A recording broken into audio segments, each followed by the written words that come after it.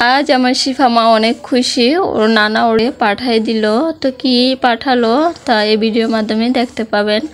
আসসালামু আলাইকুম, আপনারা সবাই কেমন আছেন? আমিও আল্লাহর রহমতে ভালো আছি।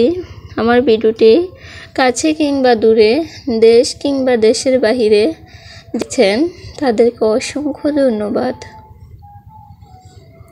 তো এই যে আমি সব কিছু কুটে ধুয়ে নিলাম। তো এই যে এখানে হচ্ছে পরিমাণ মতো তেল দিয়ে জিরা দিয়ে দিলাম আর রসুন দিয়ে দিলাম, আর হচ্ছে শুকনো মরিচ তারা তেলের ভিতরে ভাজবো কিছুক্ষণ। তো আমার জানা ছিল না যে এটা কেটে নিতে হবে, আমি ভেবেছিলাম যেটা কি বলুন তো, ইফতার করার পরে কোনো কথাই বলতে পারি না, পুরো শরীর ছেড়ে দেয়।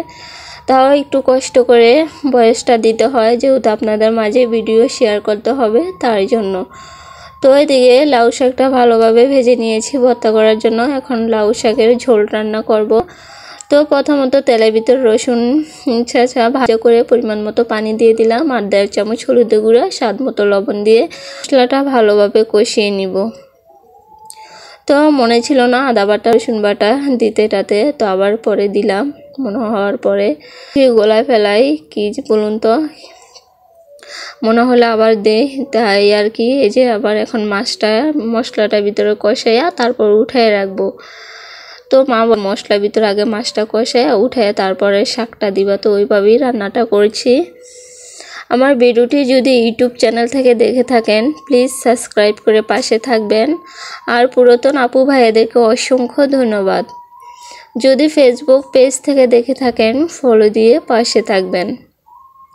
কি বলুন তো, আমি তো এত খুশি, আমি মানে ইউটিউবে আমার 700+ সাবস্ক্রাইবার হয়ে গিয়েছে। এত খুশি, মানে আমার মতো খুশি আর কেউ নাই, এত খুশি হয়ে গিয়েছি। এতদিন ভেবেছি কবে আমার 500 হবে, 600 হবে, এখন আমার 700+ হয়ে গিয়েছে। আমার জন্য সবাই দোয়া করবেন যেন আমি আরও সামনের দিকে এগিয়ে যেতে পারি। আপনাদের দোয়া এবং ভালোবাসাই সামনে এগিয়ে যেতে পারবো। কোনো দিনও সম্ভব না একা একা সব কিছু করা, আপনারা পাশে থাকলেই আমি সামনে আগাতে পারবো আর কি।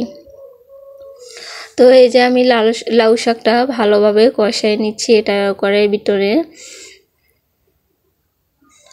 মানে আমিও রান্না বান্না যাই করি প্রতিদিন ওই কি করছি না করছি ওইটাই আপনাদের মাঝে শেয়ার করি, তাছাড়া আর কিছুই না।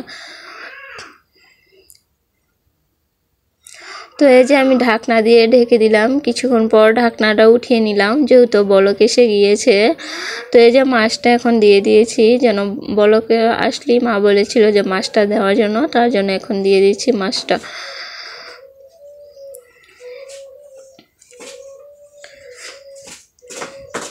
ভয়েস দেওয়ার জন্য আমি পাকের ঘরে চলে আসলাম। তো আমার শিফা মামাকে খুঁজতে খুঁজতে চলে আসলো পাকের ঘরে। তো আমি কোথাও গিয়েও শান্তি পাই না, আমার শিফা মা ঠিক আমাকে খুঁজে বের করে নেয়। তো এই যে বললাম ওর নানা ওকে কিছু কেনাকাটা করে পাঠালো। তো এই যে জামাটা চলে আসলো, তো এই যে খুলে নিচ্ছি। আমার শিফা মা তো হাতে পেয়ে খুবই খুশি, একটা লোক ওকে দিল, তো ও তো খুবই খুশি, ভাবতেছে যে এটা ভিতরে কি। তো এখন খুলে দেখলাম যে জামা, তো জামাটা খুব সুন্দর হয়েছে। তো আমার শিফা আমাকে বলতেছে যে মা ধরো দেখি, তো সুন্দরভাবে ধরতে পারতেছিল না, যেহেতু আমার এক হাতে মোবাইল, তো আমিও সুন্দরভাবে ধরতে পারতেছিলাম না। তো ভাবলাম যে ওটার উপরে রেখে তারপর ভিডিওটা করে নিই।